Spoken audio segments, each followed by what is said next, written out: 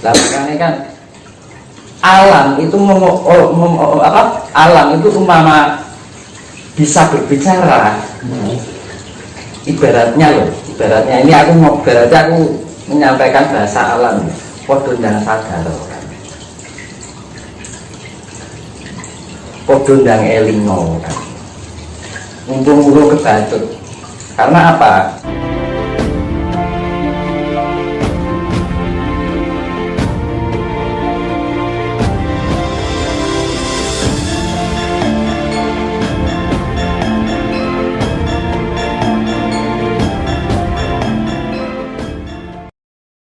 Rahayu, Om Swastiastu. Untuk pertanyaan masalah ini bapak urip ya Ibu. Ya kenapa ya? Sebenarnya hidup kita sendiri, mengangkatnya ada. Sebenarnya hidup kita tuh sendiri, cuman temannya banyak. Ya kan? Misalkan ini, kita hidup satu rumah.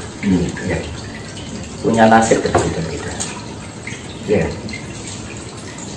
Apa enak wong ayo untuk rezeki bareng-bareng kan gak mungkin. Anak wong jenenge wong mati kencan ono. Iya.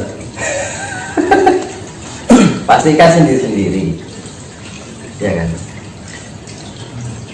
Menungso yen nang ngendi kudu wae iso ana ing ngastane Gusti. Ya. Jadi kita juga diberikan hak untuk berusaha. Dan untuk siapa yang berusaha? Jangan dalam arti berserah berpasrah itu dalam arti kita tidak melakukan apa-apa. Kita juga melakukan apa-apa dalam arti apapun yang akan terjadi kita serahkan pada Sang Maha Pencipta. Ya kan? Bahwa tujuannya apa hidup ini sebenarnya? Itu pengabdian. Pengabdian kepada siapa? Ya pada Sang Maha Pencipta. Kan gitu tujuan yang sebenarnya secara hakiki. Ya kan? Kalau masalah sebenarnya masalah kehidupan itu kan apa ya? Dibilang sampingan atau apa ya?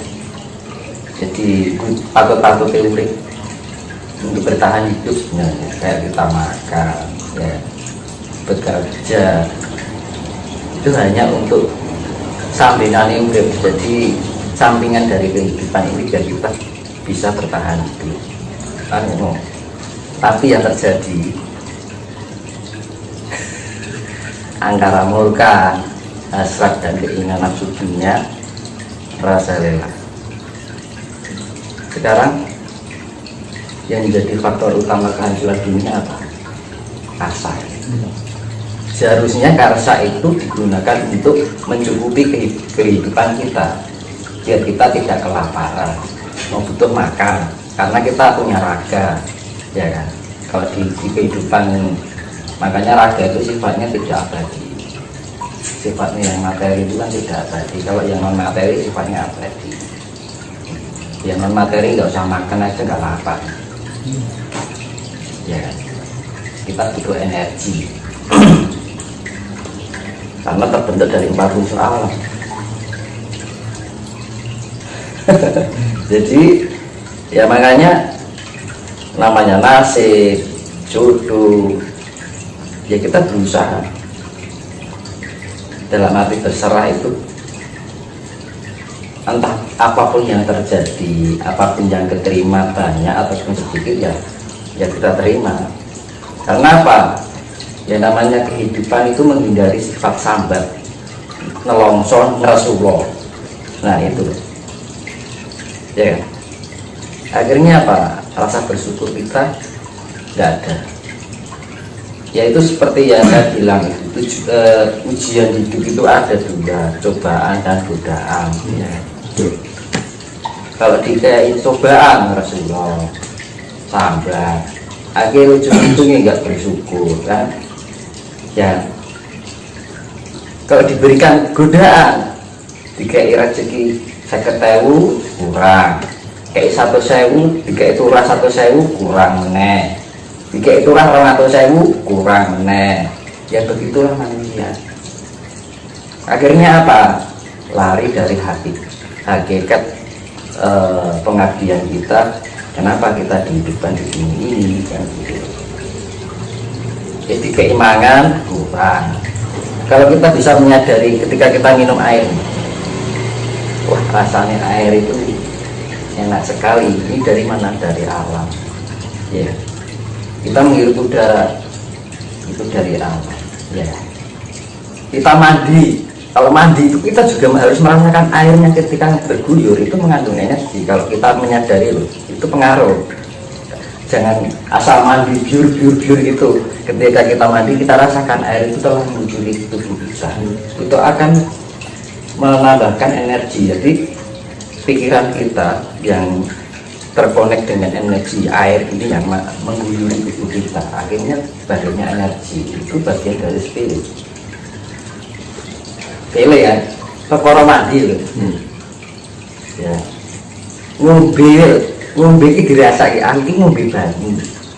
Nah, itu. Nah, wong Jawa iki ngono. Ya.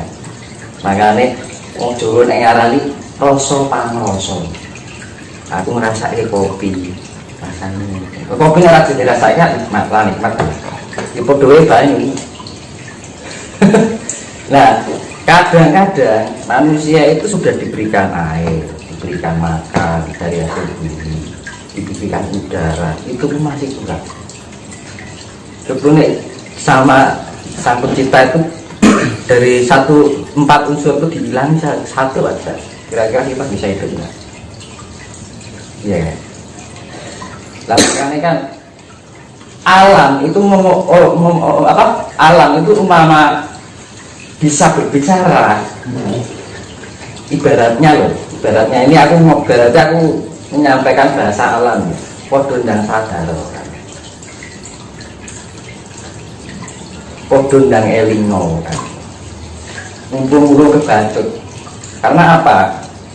Keadaan alam, vibrasi alam ya. Ya, menungso anaknya dulu seneng. Ya.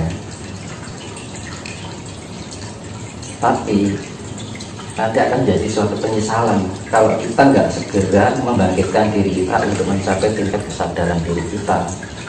Loh, sepele loh, kita minum air itu bagian tingkat kesadaran diri, kita menghirup air itu bagian tingkat kesadaran diri, mandi pun kita dengan air kita rasakan.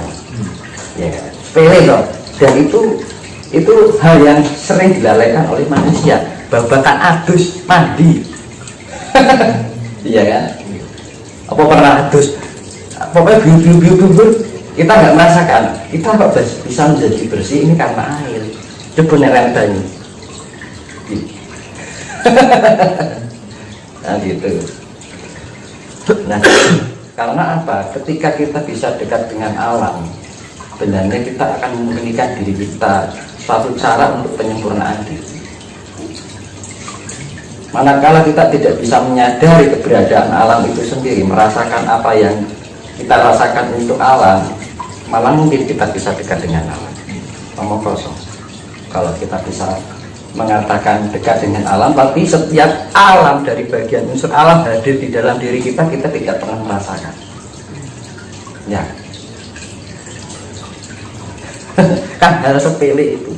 Hal sepele yang seringkali kita lakukan dalam kehidupan sehari-hari, gitu. Kadang mau saya makan aja telap, ya tuh rakelingan kaki mangan karopo kan, ini komedi, kan. Mikirnya duit kan gitu orang sekarang, gitu. Sing di berarti ki patuto sing diminta lopo itu saya digagas kan menurut, gitu kan. Nah, kadang-kadang manusia itu kehilangan itu. Alamnya ngomongin ini. Kalau kita sudah menyatu dengan alam, kita merasakan apa yang alam rasakan. Hukum dibuat balik itu aja.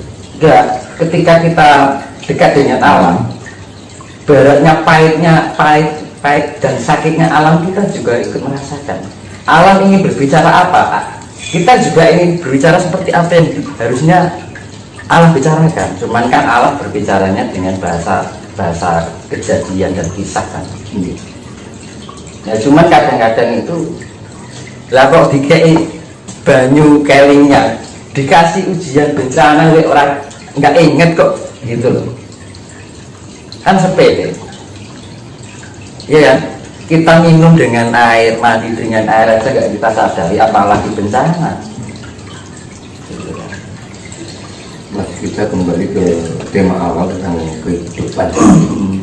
Kadang banyak kita jumpai dalam kehidupan sehari-hari, banyak orang yang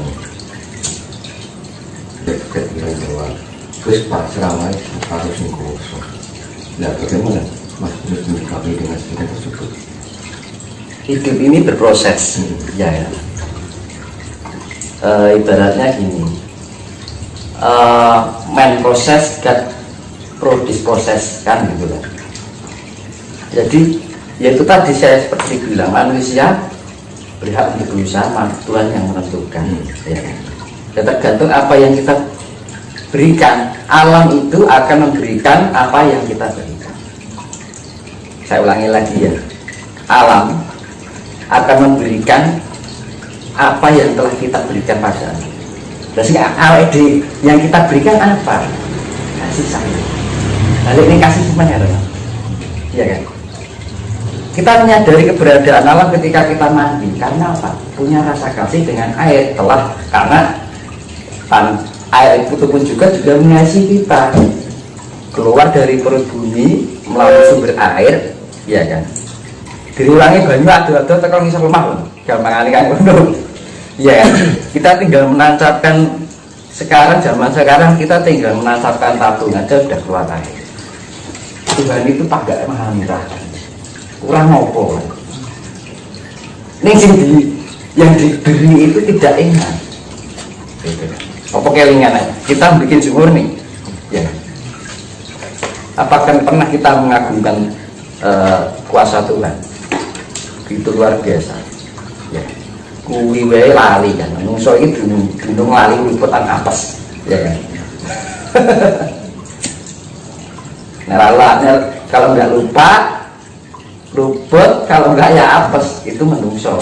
Makanya fungsinya kita meningkatkan tingkat kesadaran diri kita biar kita mawas diri ya. Fungsinya mawas diri kan gitu. Mawas diri itu ibaratnya itu kita merasakan atau merumangsani maksud keberadaan alam itu sendiri. Jadi kan manusia sekarang itu inginnya instan, nggak mau berproses. Nah, karena apa? Berprosesnya hanya dilarikan atau diarahkan pada hal yang sifatnya keduniaan.